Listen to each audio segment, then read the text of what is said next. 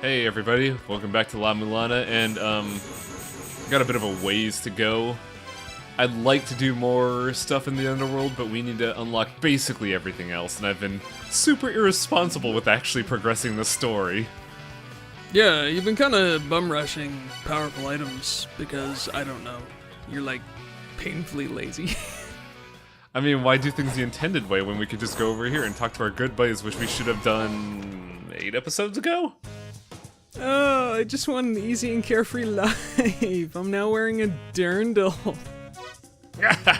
Look at him wearing it. Get out of here, you! I love these guys. They're great. Jeez. Get back in your underside place there, man. He's just... I love the way he's so lackadaisically swinging the hammer like he's just pretending to work. It's like, I gotta look like I'm doing something. I gotta impress the ladies. As long as I'm making a clanging noise, the foreman won't come over. So, I forget to pull up the map here, but this room specifically is named the Blacksmiths house. Oh, this is where the other dude is. No, Huh? I don't know. I honestly thought that this is where these two jokers go when they're done working, which it seems like never. Oh, maybe. Maybe this is where they live, in the Gate of the Dead, which is weird. I thought this is just like the upside down thing, because, you know, their house turns upside down. If it were a backside, it would be Valhalla. This is entirely... I don't know why it's here, but I do like the idea that these two brothers just, like, close the blacksmith down, just walk on him and is like, ah, that weird eyeball in the sky is beautiful tonight. How do you know this is tonight? There's no sun or moon here. It's just that baleful eyeball in the sky. That's right. You just have to assume. Oh, these little red caps. They're so lovely. Fuck them. They're just as horrible as they are in the folklore. Terrible little goblins. Good to know, because fuck them. You know why they're called red caps? Because they have a red hat. Yeah, do you know why their hat is red? Blood. That's right. They kill people and stain their hats when they start getting too brown. So we should have done this a long time ago, but check this shit out. Dark Star Lord's Mausoleum. What the hell? Is this just straight up aliens now? Kinda? I believe this is a hard pull based on another video game I played. Based on what I read from Evo Theory of Evolution. Okay. The Dark Star theory is a theory of Armageddon, which is the end of the world, which is what this version of the game is all about. Right. In that a dark star will obliterate all life. Yup. These cats are very much internet cats. Mm-hmm. But yeah, the Dark Alright. Star is just a theory of an apocalypse, much like Ragnarok, much like every other theory of apocalypse. And Okay, so- apparently it's related to Egypt? Okay. But yeah. If you haven't done so already, based on what we said in the other 2 episodes, play Evo Theory of Evolution. A buddy of mine translated that whole fucking game over a year, and it turned out really fucking great. Really? Mm-hmm. Evo Theory of Evolution. It's You also... mean, like the old Super Nintendo game? No, this is PC 98. PC 98. Holy shit. By the way, the Dark Star Lord could harness storms. That's this video game's way of saying get Mjolnir, you need it. Yeah, gotta have Mjolnir. Also, for fans of you that are wondering and haven't played this game, no, MJ's not here. Yeah. Just wanted to show that off. We did that when we were getting the feather, but it's a central mechanic of this level and other levels. Right. Well, now that you can harness storms, maybe you're the Dark Star Lord. I am the Dark Wait, Star you are? Lord. You're trying to bring about the end of the world. Hell yeah. Imagine this adventure-seeking ninja I could see it. is just like, you know, I didn't set out when I woke up today to be the harbinger of the apocalypse. But moon pasties. The world has to end now. Yeah, just burn it all down. Hiya! By I'm by the flicking way, this don't blink. What? Come on, man. I don't know what was wrong with me for the next 2 episodes, but I just wasn't thinking.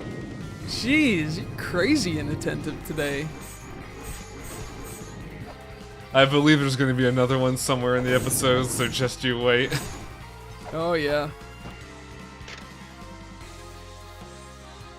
By the way, that little cut there was about 6-7 minutes of backtracking because I didn't save. Oh, yeah, of course. I had to redo the Because entire you got anchor cocky. segment. Yep. So for those of you that think, oh, Highwang's LPs are professional and they're all one take and they're super gorgeous, hell no! I just know Okay, how to I don't edit a sound fucking like video. Iron Chitlin here, but nobody in the history of anything has ever thought that. Oh. I mean, I'm sorry to drop a hard truth here in front of Set. You're breaking kayfabe. Oh no! Did you know? Did you know that Set is the only Egyptian god whose appearance is not based on a real animal? Really? Yeah, he has, as far as anyone has been able to determine without asking an ancient Egyptian, there is no analog to exactly what Set is. I thought he was like some kind of weird bat. I don't know. Nope, not a bat, not like a llama or anything. No, they call it a Set beast. Huh. Yeah, it's like, I don't know, kind of an interesting cryptid.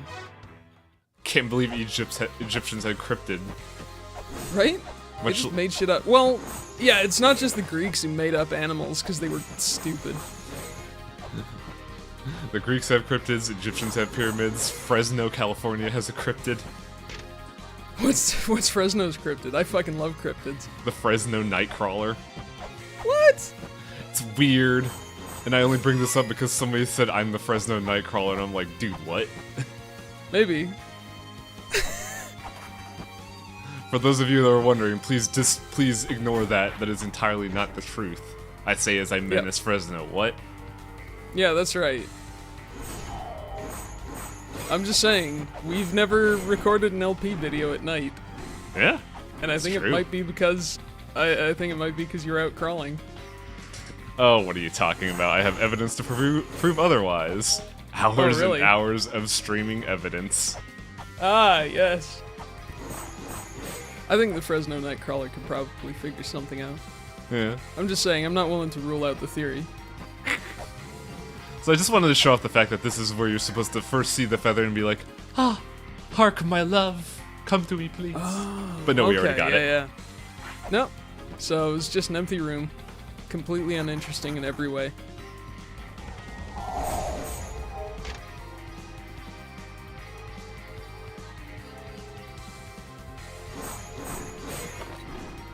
Man, like, I keep looking at the Yuga, the Brahma puzzles. What am I talking about?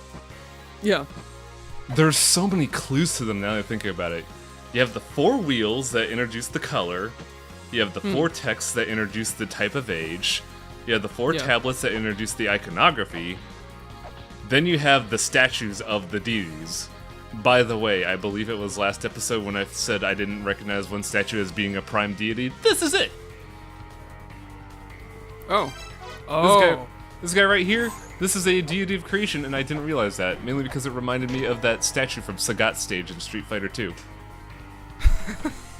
You mean Buddha? Yeah, which is, like, huh. This is, You know, Buddha, that guy. yeah. That fucking guy. I don't know if you've heard of him. I don't know, I'm thinking of something else. I thought it was something entirely different, but hey, you're right. Now that I think about it, holy shit. It's just Buddha. Just the reclining Buddha. By the way, you want to see a fucking reference? Here you go. Alright, I do, but I don't... What the hell? Kara, what?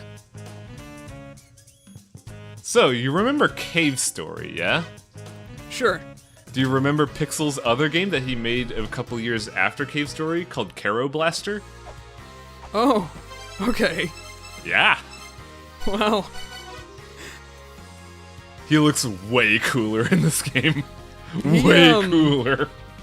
I mean, it's pretty intense that he pulls a gun on you when you don't have enough to buy his stuff. Look, it's how he makes his money. He doesn't have a lot of customer retention, but it's how he pays the bills. I suppose. I mean, he doesn't actively mug them. He gives them the item that they purchase for, but, yeah, you're purchasing an item. He's like, yo, don't waste my time if you don't have any money. Windows shoppers, get the fuck out. I'm just some kind of frog, man. Some kind of frog, man. I was about to say, is he a frogman or is he a frog, man? The comma's optional. I really wish I spent the time to actually read that tablet, but I think at that point I was kind of in automatic mode because I was super frustrated from dying. No, I got you. Something about rebellion. Some rebels here that want to bring about the twilight of the gods. Yeah, it's This pyramid looks really cool, though. This is the Dark Star Lord's pyramid. Look at him. Whoa, that guy is some kind of... He has 5 eyes. It's really weird. Some kind of crazy alien, man. So this is me trying to be cool. Oh dear. I apologize for wasting everybody's time and trying to be cool. I could have just done this. Sure. Oh yeah, I've been here before. So believe it or not, that's a clue. I believe it. The clue is don't use fire in the fucking... in the underworld because it has methane gas. Right, the underworld is made of farts. That is eschatologically correct. And scatologically correct. I have never heard of that word before in my life. What? I didn't use eschatology correctly. It relates to the end of the world. Really? Right. Huh.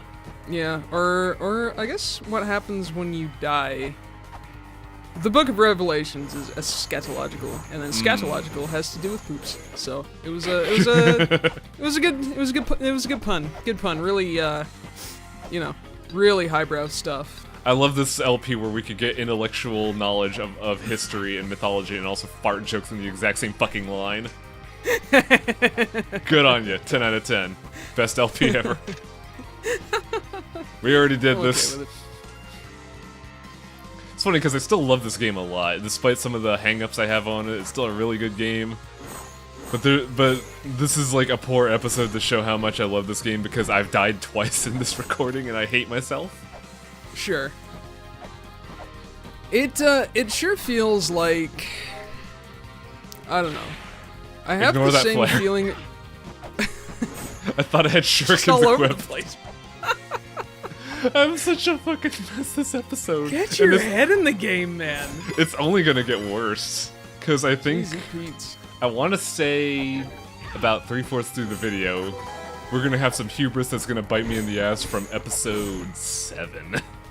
Oh my goodness. It's gonna be great when I have to explain it, but do go on. Everyone get your pin boards and yarn ready. Oh, it's not pinboards and yarns, it's a notebook of like, how did Highwaying fuck up today? Oh right, snip. It's the friggin' La-Mulana 2 Deadpool. But like, I don't know, I kinda have the same reaction to La-Mulana 2 versus 1 as I do about like Dark Souls 2 versus 1. Like, yeah. Dark Souls felt like more of a pure experience, right? Like, it's very, I don't know. There's a mythology to it. And everything sort of flows and makes sense, and it just, like, it's really crystallized as an experience, you know? Kind of like La-Mulana. You go through and you got these, you know, these boss fights that you remember. And it's really hard to sort of recapture that lightning in a bottle, or lightning in a hammer, if you will. I get what you're saying, and I You want know? to disagree. It's more good stuff, but like, it's not the same. You never forget your first ridiculous game. You never forget your first archaeological tour. That's right. Like, there are some good things in this game. They've done some improvements from the original game, but I feel like the mythoses they choose don't mesh together as well. Yeah. Cause like the biggest example is with Anun, where it's a mix of I want to say Celtic mythology and Mesopotamian? Sure. It's weird conflicts like that make me kind of a little confused, but then again, I put a lot of hours into La-Mulana 1, and in that time, that alien language made sense, so maybe it's just a matter of I haven't done so there here. There we go. Egyptian sun god. Mm-hmm. Aten. That's going to be very important to the story of this particular level once we get to it. That's right.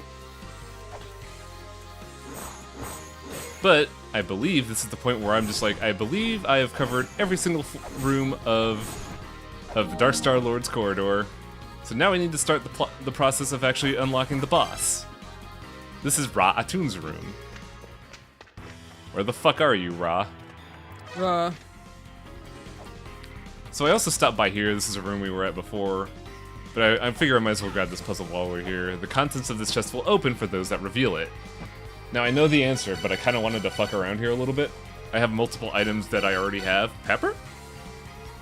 Pimiento. How about this thing? No, that's not that thing. No, more pimiento? That'll do it? No. Actual? No. It's a skull. Ah. The skull covered in pepper by this point. Skull's just like... Wars of Asaru. What the fuck, man? Puny little snake dumbasses. So, if you remember when we first did this level and I died super hard, during the replay I never talked to this guy, or any NPC. Never talked to good guy Horace. So, in order to trigger the Ankh puzzle for Dark Star Lord's corridor, talk to Bird Brain over here. Since I died in the episode of the Gate of the Dead, I didn't talk to any NPC, so he didn't appear. Aten-Ra. Uh-oh. So, the story of I'm just gonna call them the fucking Egyptians here, is that they mastered the art of chimerifications in order to fuse animal with human in order to make a more perfect and powerful being. The original Egyptians were like, oh, we can only take this so far, we gotta do this, but then these, like, Dark Star Egyptians were like, no, we gotta go further. We're gonna follow Aten-Ra, or Ra-Atun, and get super hyper-powered. And that caused the dissonance between these two, and now they're at war forever. Oh, okay. And now, Ra-Atun wants to merge with Aten to become the Ultra Hyper weapon. Neat. In order to do that, though, he needs to fuse with more powerful beings. Now, they don't show an animation for this because I miss it every fucking time, but he fuses with Amen first. Then, the other bird, I already forgot his name. Horace? Yeah, Horus. I do like that animation, though, of like you walking and it's like, oh, fuck. Like, oh, what? I'm too busy eating. I'm eating gods. It's like that scene in Resident Evil 1 where you walk into the zombies, there's like the slow turn. It reminds me of that. Yes, that classic moment. That they do in every fucking RE afterwards. Well, you know, It's it an works. It's an iconic scene. I have a bird in my stomach now. Uh-oh. Oh no. Oh jeez. This is gonna get really out of hand. Okay, so this is the Dark Step puzzle. Now I tried to be cool about this in recording, but boy did I fuck it up super hard. So the tablets are in regards to where the number icon on each step is in regards to the tablet here. You have 1 through 5, they give you the key. The password for the initial part is Heaven, Sun, Earth, Heaven, Earth. Now, I tried to be cool about it and fuck it up for about 15 minutes. Wow. Because I spent about a good 10 minutes of those turning my room upside down trying to find my goddamn notebook. Also, this Those boss... cats. Yep. Once you solve the puzzle, though, this happens. Ah, Sekhmet. So, the other 5 minutes of me fucking it up was realizing this boss is harder because during the patch they removed the ladder I would exploit. Oh, you fool. You son of a bitch. This is very strange because Sekhmet is, I believe, the goddess of motherhood. Yeah, and mother is a big part of She's a bit of an MF-er, fuck. Yep. Well, she's dead. Whoa! Okay. Yeah, I was sitting there like, oh, what? Not owned.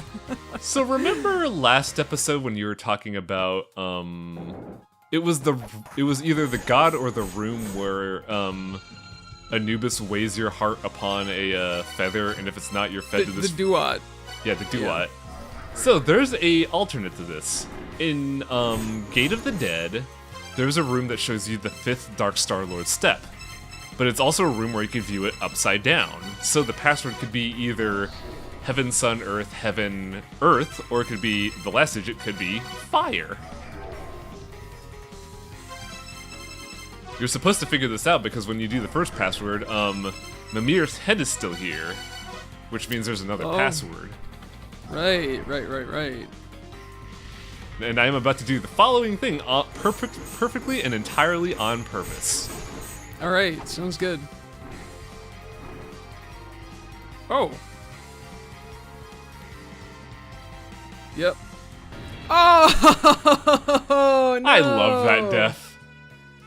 That's so good. We'll be back there later, that's required. I just wanted to do that. Yeah.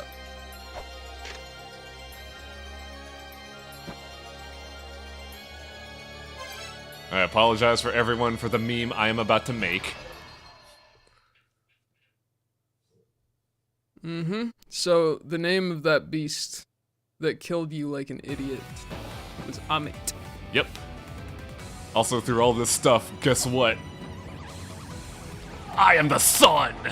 Oh, what the fuck, man? You're a disc now! This boss fight is really weird depending on how you manage it. This boss fight is entirely, cycle-based. Every cycle, a bunch of hands pop out and spawn dudes. Once you break those hands, Aten-Ra gets super pissed and will stomp the ground and then make himself vulnerable. Right. You have 5 cycles to do this in. Now, if we had any other weapon, this would be a lot harder because each hands would take at least 2 hits to break. And as you're trying to break those hands, the other hands are spawning goons, but we have the chain whip. Fuck this guy. Yeah, fuck this guy. This is, really something. It's a really elaborate boss, and I like it. Like, you can't really kill it faster in general. I mean, having the whip makes it the fastest because even if it's a cycle-based boss, you're still doing overlapping damage on Ra. But still, it's a neat boss fight and really good presentation. Yeah, I really like the sort of biomechanical horror sort of thing. Yeah, it's a super interesting thing because the entire theme of the Egyptians in this game is that they give up their humanity to fuse with animals and become perfect beings, like that their JoJo plot. But anyway, Sure. Ra takes it further and fuses with a machine to become the perfect weapon.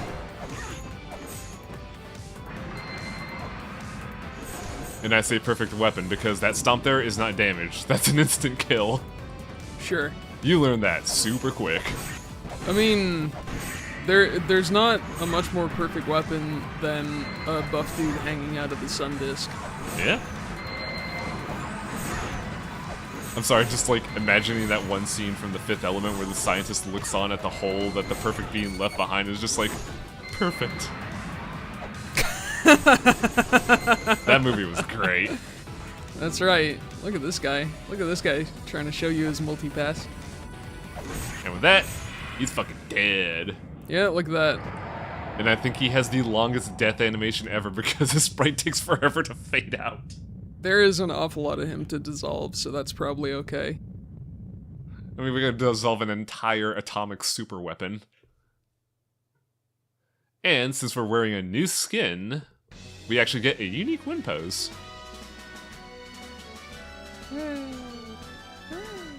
Oh, adorable. Suspiciously adorable. It's like, aren't I the best? Ain't I you stinky? Well, since this was a warring area, and there's a lot of dissonance here, let's go ahead and absorb that and get the Midnight Carnival ready to go. Hell yeah. So, this felt weird to get as my reward for beating Ra initially, and I didn't realize how good this is. The crucifix works the exact same way as it did in the original game where it repels off ghosts. There's a lot of enemies in this game that use ghosts as projectile weapons. Interesting. So it's a lot better than you think it is. So you've got a crucifix now. From Egypt, yes. So like an Ankh? No, it's a crucifix. So like, is it Coptic? I don't know. But That's so weird. So in our whirlwind tour of cultures as we've gone from Egypt and found Christianity, next we're going to go to Greece. Okay, cool. We're getting closer and closer to fighting the baby Jesus? Probably. We'll see you folks next time.